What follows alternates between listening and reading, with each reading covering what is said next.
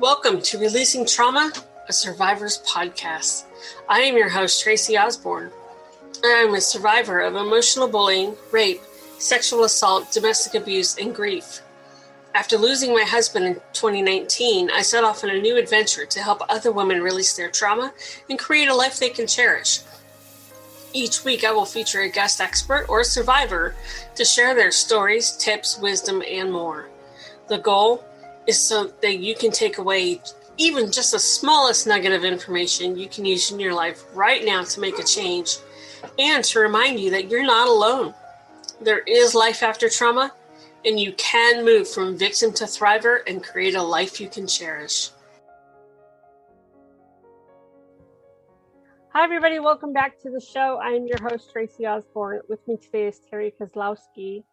And we are going to talk about transcending the fear that comes with trauma. So, Terri, thank you for joining us on the show. Thank you for having me, Tracy. I'm glad to be here.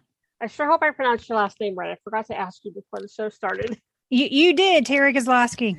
Perfect. All right. Well, Terri, I like to start out the show with having our guests tell us a little bit about themselves. So why don't you tell us a little bit about your story, and then we're going to talk about transcending fear. Okay. Well, my story began like most of us. We all arrive on the planet knowing exactly who we are and what we're supposed to be. We come in loving everybody and wanting to be our authentic selves. And then the domestication process sets in.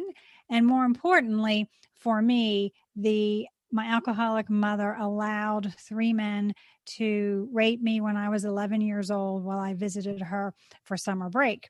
And she did that so she could get some drugs because her alcoholism now had gone into for 3 days. And with me is my sister, who's 11 months younger than I am. And they drugged my sister, so she slept for the 3 days my mother was away. When my sister woke up, she was groggy, but fine. I had presence enough and was aware enough as a child that I actually would put my head on her chest and listen to her heartbeat and watch her chest rise and fall in a normal rhythm. So I was paying attention to what was happening with my sister, despite the fact that 3 days earlier I had been sexually molested by 3 men. So my mother appears and acts like everything is fine. And she then proceeds to take our suitcases and put them out on the front stoop and told us to go home. Our home was in Pennsylvania with my dad, 3,000 miles away. So I had to get my sister and I home at that point. We got on an airplane the next day and got home. And as I get off the airplane and greet my dad, I walk up to him and look at him and say, I need therapy. This is in the early 80s. An 11-year-old shouldn't know what therapy is, let alone the fact that I was aware enough to understand that something happened to me. It was significant. And I didn't know how to deal with it. So 2 days later, I started therapy from that point until I turned 18 years old. Wow. So you told your dad everything that happened? No. I told my dad I needed therapy. I spent a full year before I actually told my dad that I had been raped, and it actually never came up in therapy. The therapist and I never talked about it. I'm pretty sure my dad told the therapist, but they actually never brought it up because at that point in the early 80s, they didn't know exactly how to bring those subjects up with children. Right. And more importantly, they weren't sure how I was going to react if they just came out and said something. So I had gone through a counselor, and then I went on to a psychologist, and then I went on to a where they wanted to prescribe drugs. So I went through the whole line of what was out there in the psychological therapy world and ended up with a really good psychologist, but who helped me learn to navigate teenage years, and more importantly, to get me to understand the languaging that I needed to use to have everybody think I was okay. Wow. So basically, he gave you a Band-Aid for your wounds. Yes. And the reality is now there are therapists that actually really do help children who have been sexually abused. In that day and age, it just wasn't common. And to be quite frank, up until Oprah Winfrey came out in the late 80s and said that she had been sexually molested as a child, I really believed I was the only person on the planet it had happened to. Oh, wow. So she was the first person that I heard this happened to as well. And because of that, I became a giant Oprah follower over the years, and all up into including now with Soul Conversations and her own network. And she has introduced me along the ways to things like Codependent No More with Melody Beattie that came out in the late 80s. So all of this started me. I was aware. I was open to finding solutions, but the reality was the psychological world at the time did not have solutions in place. And they didn't believe that children were sexually molested until all of these stories started coming out in the later 80s, and they fully understood. And now we have sad statistics that show that 1 in 3 girls, by the time they reach the age of 18, have had some sexual negativity in their lives, some sexual trauma in their lives. Right. I believe it's a much higher number because that's only what's been reported.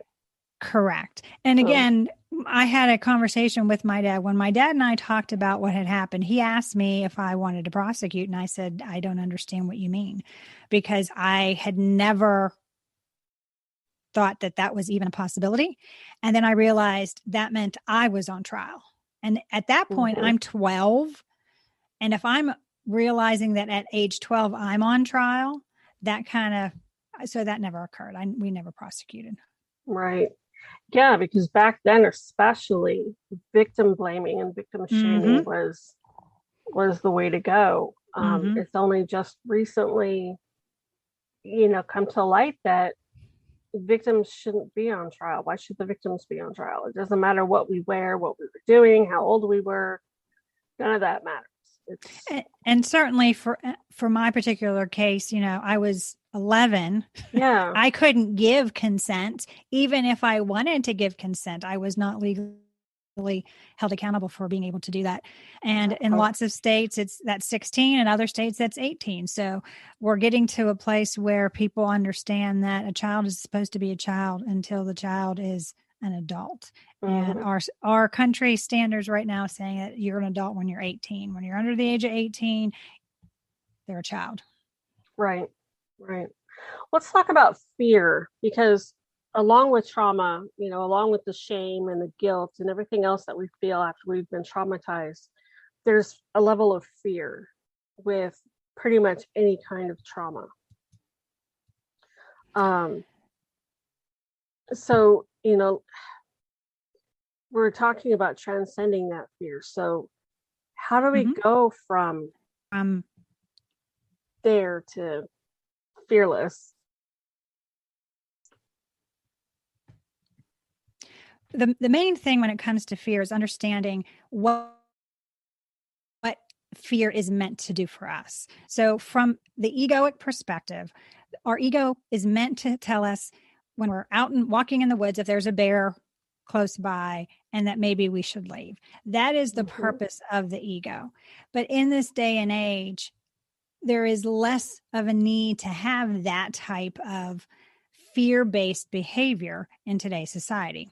So instead, when bad things happen to us, especially when we're a child and we cannot process it, and whether you are 11 or 16 or even 18 or 22, being raped is not something you can process.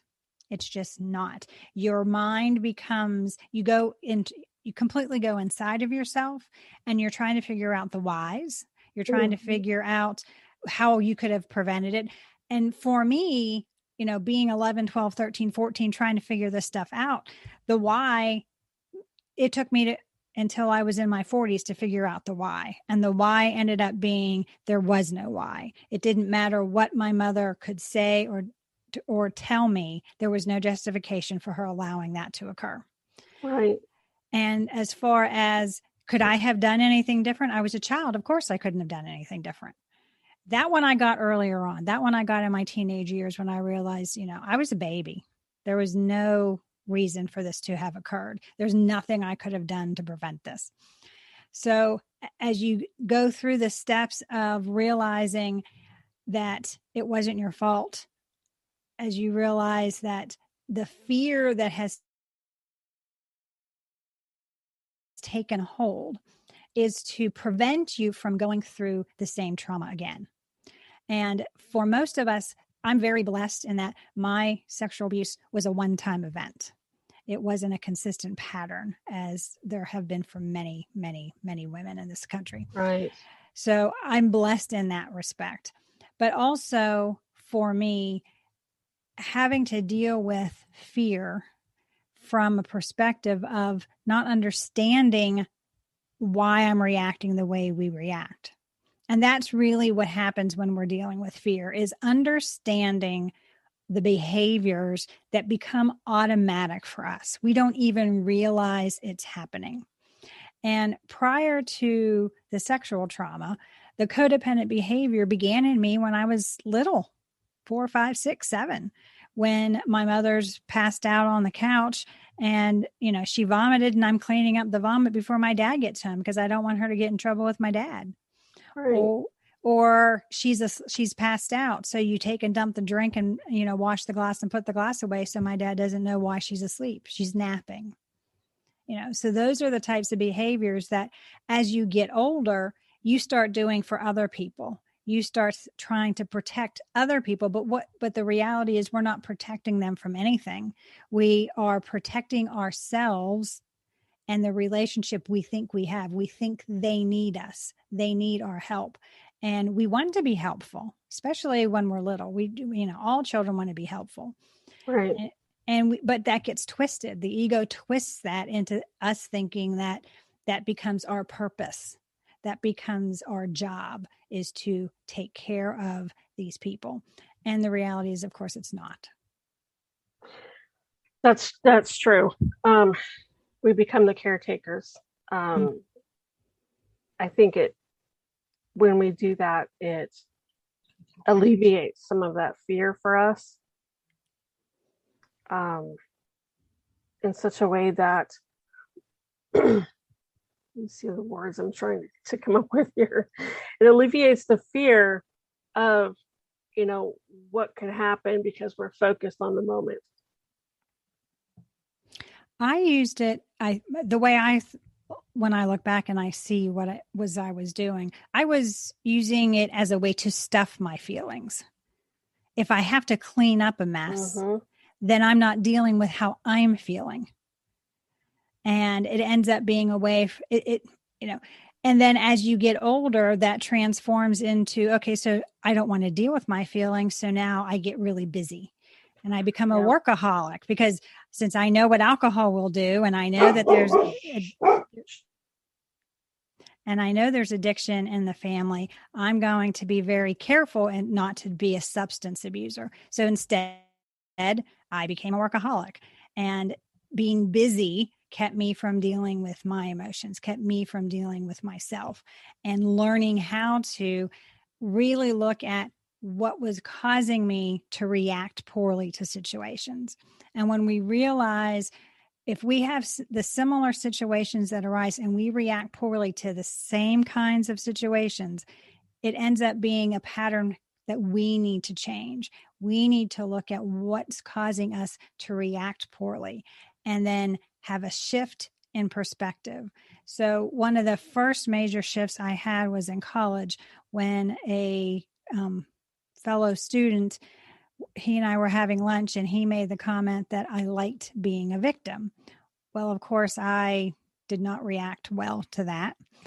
But it's something about it stuck with me. And over time, I realized that I was getting something out of playing the victim. When you play the victim, people leave you alone. People walk on eggshells. People are concerned and overly caring because they don't want to trigger you, because, for trauma sufferers, there's triggers that occur.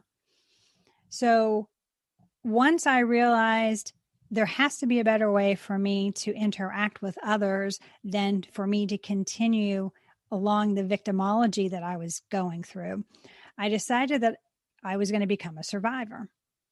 And in becoming a survivor, two things happened. Number one, I became responsible for now those reactions, and those choices I was making. So even if I made a bad choice, it was my choice to make, and I can't blame it on the past because my mother wasn't standing there. The three men weren't standing there telling me what to do. I made a decision. It may have been a bad one, but I need to take responsibility for it. And the second thing that occurs when you take responsibility is that you become empowered. Up until that point, I never thought that I could change my life. I never thought I was in control of my life. Even making choices I was making, I thought it was because of the trauma. I thought it was because of the past. I thought everything that I was moving forward, I couldn't alter. But when I became a survivor and took responsibility for the actions and the choices I was making, I empowered myself to then course correct my life into the direction I wanted it to go in. Even if I made missteps along the way, it was still my choices and I was responsible. I it wasn't until I was in my late 30s that I really discovered personal responsibility. And, I kind of felt the same way. It was things shifted when you start taking responsibility for your actions, your behaviors, your thoughts, your feelings. Because nobody can control that but you. Correct. And it does have a sense of empowerment, because we want to be in control. So why not be in control of ourselves and being able to make those shifts as we need to. Exactly. Because when we look at trying to control all the others around us, when we're trying to control, if we're in a long-standing abusive relationship, we're trying to control the abuser, that doesn't work. Right. All we can do is control ourselves and how we react and the choices we make and determining our course of action. And when we take on that empowerment and that responsibility for how we respond to life, we are allowed at that point then to start making those course corrections to make us happier, to find the joy in life, to realize that we are powerful beings in and of ourselves and we can stand up on our own 2 feet. Absolutely. We are enough. Exactly. And we are worthy. Yeah, we are worthy. Absolutely. That's a huge one there too. Mm-hmm. The we are worthy was very difficult for me because of the fact that my abuser was 2-part involved with my mother. And if you can't trust your mother, who can you trust? So I ended up having a lot more issues concerning the abandonment than was concerned. Love me who can. Right. So, what are some ways that we can start overcoming our fears and claiming that empowerment? And, we talked about personal responsibility, but what are some other ways that we can do that? We need to quit blaming. We need to quit making excuses, even excuses for our own behavior. And, I was sexually abused as a child, so that's why I react that way. No, I reacted that way because I became fearful. And when we don't use excuses from the past, but say today, the reason I reacted this way today was because I was afraid of this. Owning however we're feeling is really truly how to be our most authentic self. And when we become our most authentic self, we allow ourselves to live and breathe and allow happiness into our lives, because only in the present moment feel whatever it is we're feeling. Only in the present moment can we let go of the past. Only in the present moment. Is everything okay? In the present moment, all is well. Right. Okay. That's powerful. That's really powerful. Focusing on the present. Because we can't change the past. I say it over and over again. You can't live in the past because if you're driving a car, you're not going to drive looking in the rearview mirror. You're going to drive looking forward. Correct. And another one of my favorite things is you can't trip over what's behind you. So we want to get out of the past. And the future hasn't happened yet. Correct. And see, I went from, I say, if you live in the past, you're depressed. Okay. I've heard that. Okay. So if you live in the past, you're depressed. If you live in the future, you're anxious. So I spent from the time I was 11 until I was about 17 in a depression. And then silly me went clear to the opposite direction. And from 17 until I was like 22, I was on anti-anxiety meds because I started living in the future because I didn't want to pay attention to the past anymore. So when you close the book on the past, it doesn't mean you're supposed to go to the future, because what I didn't want to do was deal with me. And you can only deal and heal yourself in the present moment. So then by focusing on the future, I still wasn't dealing with myself. I still wasn't doing the work I needed to do to heal. Yeah, that's exactly right. The present really is, that's all we've got. Mm-hmm. We've just got this moment and nothing else. The next moment's not guaranteed. Terri, this has been fantastic. Thank you so much for coming on, telling us about your story, talking to us about how we can overcome some of our fear. You made some really good points, especially about the busyness. It got me thinking about the fact that I am a workaholic, or I have been. I have to be careful not to be. And now that you've kind of opened that awareness to me, I can look when I start becoming that workaholic again. Okay, what am I trying to avoid? So thank you for that. You're welcome. You're welcome.